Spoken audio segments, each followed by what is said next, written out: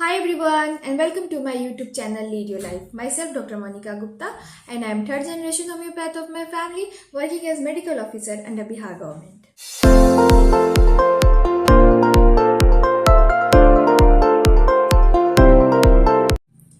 पिछले कई वीडियोस में मैंने फीवर से रिलेटेड कई सारी बातों को आप लोगों के साथ शेयर की हूँ और इस वीडियो में भी मैं फीवर से रिलेटेड ही कुछ बातों को आप लोगों के साथ साझा करना चाहूँगी, जिसमें मैं बताना चाहती हूँ आज कि फीवर के कंडीशन में क्या क्या मैनेजमेंट आपको करना चाहिए।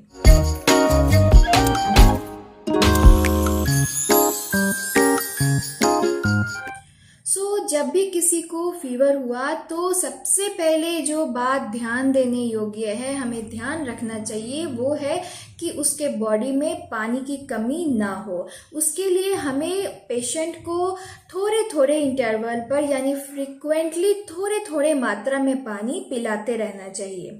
एक साथ अगर आप चाहेंगे कि आधा गिलास एक गिलास पानी पी ले पेशेंट, तो ऐसा संभव नहीं होता है। तो वैसे कंडीशन में दो दो चम्मच करके जरा सा सर को ऐसे उठा के और 2 चम्मच पिला देना है। ऐसे धीरे धीरे करके आप उसके फ्लूइड को मेंटेन रख सकते हैं। और कहा भी गया है कि आप जैसे जानते होंगे कि लोगों का कहना रहता है कि पेशाब होगा तो बुखार जल्दी उतरेगा, तो वैसे यूरिन आएगा कब? जब आपके बॉडी में फ्लूइड एक्स्ट्रा होगा तभी। तो हमारा जो बॉडी है उसको मेंटेन करने के लिए, उसके टेम्परेचर को नॉर्मलाइज करने के लिए फ्लूइड का बैलेंस होना भी अंदर बहुत जरूरी है। इसके लिए सबसे पहले उसको जो है बॉडी को फ्लूइड देते रहना होगा फ्रीक्वेंटली, थोड़े थोड़े मात्रा में लगातार। अब देखिए, जब टेम्परेचर 102 के ऊपर जब चला जाए टेम्परेचर, तो वहां पे आपको ध्यान देना है। देखिए, मेडिसिन तो आप चला रहे हैं, लेकिन कभी कभी ऐसा वक्त आता है कि टेम्परेचर बढ़ जाता है और जब देखिए कि 2 से ऊपर चला गया है बॉडी का टेम्परेचर, तो वैसे कंडीशन में सूती कपड़ा जो होता है, कॉटन कपड़ा, उसको पूरे पानी में डुबो दीजिए, अच्छे से उसको निचोड़ दीजिए, उसमें पानी का अंश नहीं रहना चाहिए। अच्छे से निचोड़ने के बाद बच्चे के या जो पेशेंट है उसके पूरे बॉडी को पोंछ दीजिए, यानी स्पॉन्ज कर दीजिए। और ये पानी क्या है? ये नॉर्मल पानी होना चाहिए, बर्फ का पानी नहीं होना चाहिए। जब देखिए कि ये टेम्परेचर 103, 104 पहुंच गया है, स्पॉन्जिंग से भी कोई फायदा नहीं पहुंच रहा है, तो वैसे कंडीशन में पेशेंट के सर को, उसके बालों को, यानी फोरहेड से लेकर उसका जो पूरा स्काल्प है और जो हेयर है, उसको आपको पानी से धो देना चाहिए। आप ये कैसे करेंगे? ये जैसे कि बिस्तर है उसका, तो बिस्तर से नीचे सर को झुका के और नीचे बाल्टी रख देंगे और उस बाल्टी में ऊपर से मग की सहायता से पानी डालते जाएंगे फोरहेड के ऊपर और बालों को धो देंगे। उससे क्या होगा कि थोड़े ही देर में आप देखेंगे कि टेम्परेचर 1 डिग्री या 2 डिग्री कम हो गया।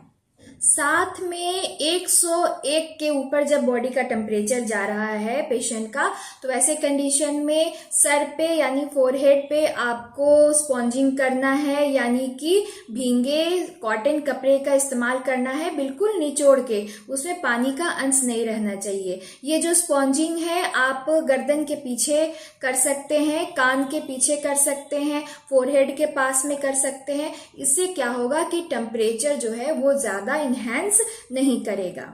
और साथ में आपको क्या ध्यान देना चाहिए कि जो रूम है जिसमें पेशेंट है वो वेंटिलेटेड हो, हवा उससे आर पार आ जा रही हो, पैक्ड रूम नहीं हो। एकदम बिल्कुल खुले में भी पेशेंट को नहीं रखना है और पैक्ड रूम में भी नहीं रहना है, यानी कि ऐसे जगह पे पेशेंट को रखना है जो हवादार हो, हवा उसमें आ जा रही हो। अगर ठंडे वाली मौसम है तब आप कमरे को लॉक्ड कर सकते हैं जिसमें पेशेंट को हवा नहीं लगे।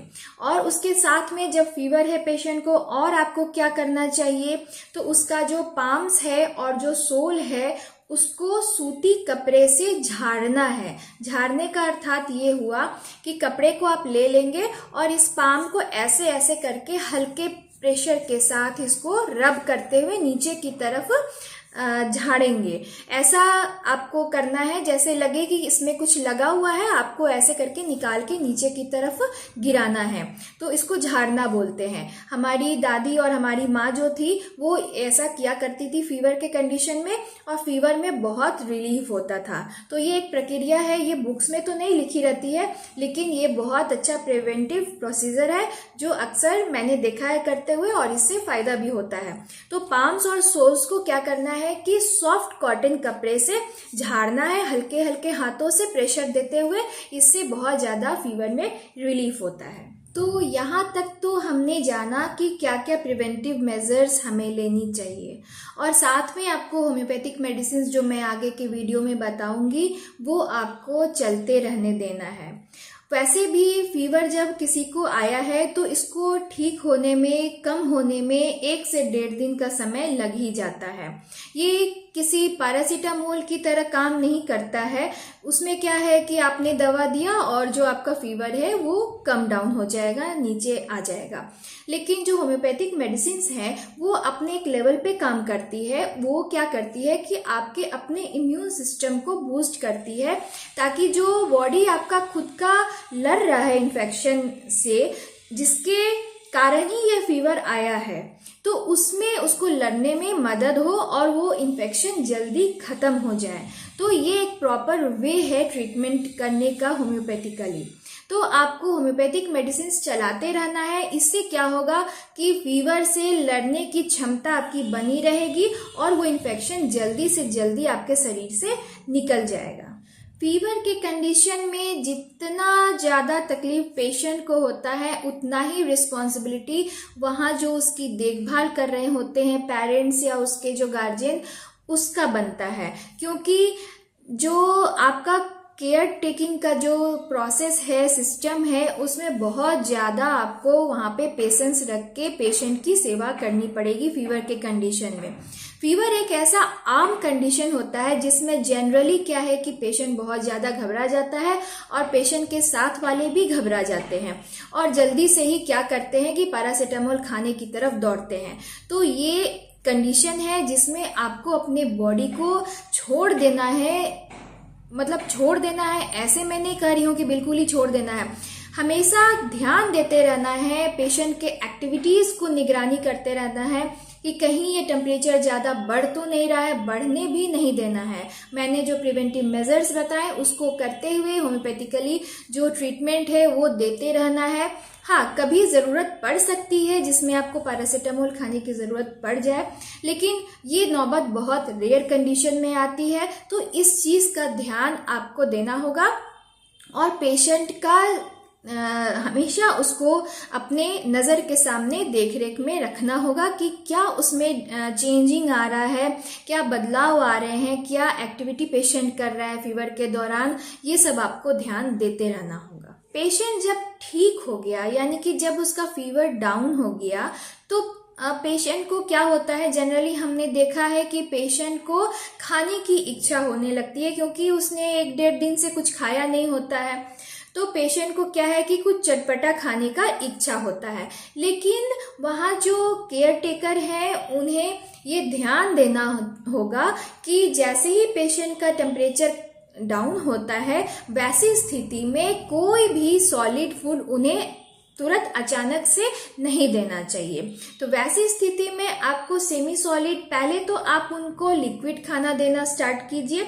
उसके बाद एक दिन तो पूरा लिक्विड डाइट पे ही उनको रखिए और दूसरे दिन उनको सेमी सॉलिड पे ले जाइए और तीसरे दिन उसको क्या कीजिए कि सॉलिड फूड पे ले जाइए। तो क्या क्या आप इसमें इस्तेमाल कर सकते हैं ये नेक्स्ट वीडियो में कभी मैं बताऊंगी, अगर आप जानने की इच्छा रखेंगे तो आशा करती हूँ कि ये वीडियो आप लोगों को इन्फॉर्मेटिव लगा होगा।